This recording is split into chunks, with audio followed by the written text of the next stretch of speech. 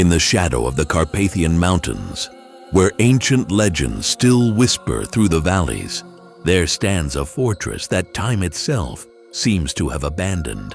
I've spent years studying the folklore surrounding Castle Vanat, and I can tell you, some places truly deserve their sinister reputation. They say the mist that clings to its weathered stones hasn't lifted in over 3 centuries. Not since that fateful night in 1694, when the last of the Vanat bloodline disappeared without a trace. Local villagers speak of it only in hushed tones, crossing themselves at the mere mention of its name. I remember my first visit to the castle grounds. The air was thick with an unnatural stillness, and even the birds seemed to avoid flying over its crumbling towers.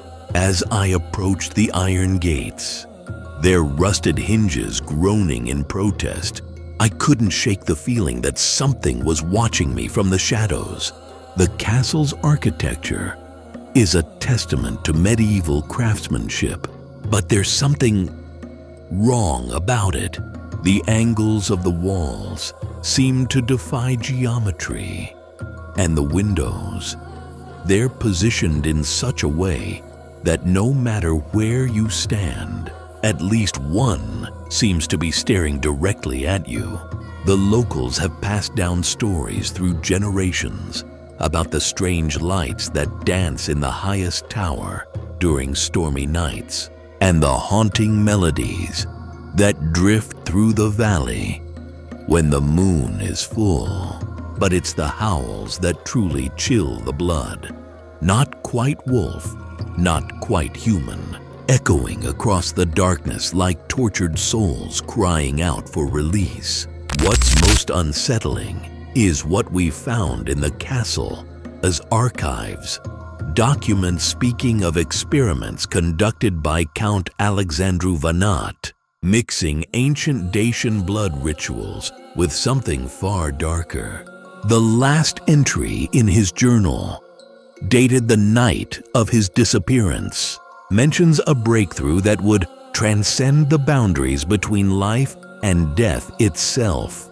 To this day, no one has managed to spend a full night within those walls. Those who've tried speak of shadows that move against the candlelight, of whispers in languages long dead, and of a presence so overwhelming it drives them to flee before midnight strikes. Some say the castle is a gateway to something beyond our understanding, a place where the veil between worlds has worn thin. Others insist it's merely the product of superstition and too many years of isolation in these remote mountains. But standing here now, watching as another blood-red sun sets behind those ancient towers, I can't help but wonder, what if the legends are true? What if Castle Vanat isn't just a relic of the past, but a warning of something that never truly died? Perhaps some places are meant to remain mysteries, their secrets locked away in the mists of time. And perhaps Castle Vanat's greatest protection is not its walls or its isolation, but the primal fear it instills in all who dare to venture too close to its shadows.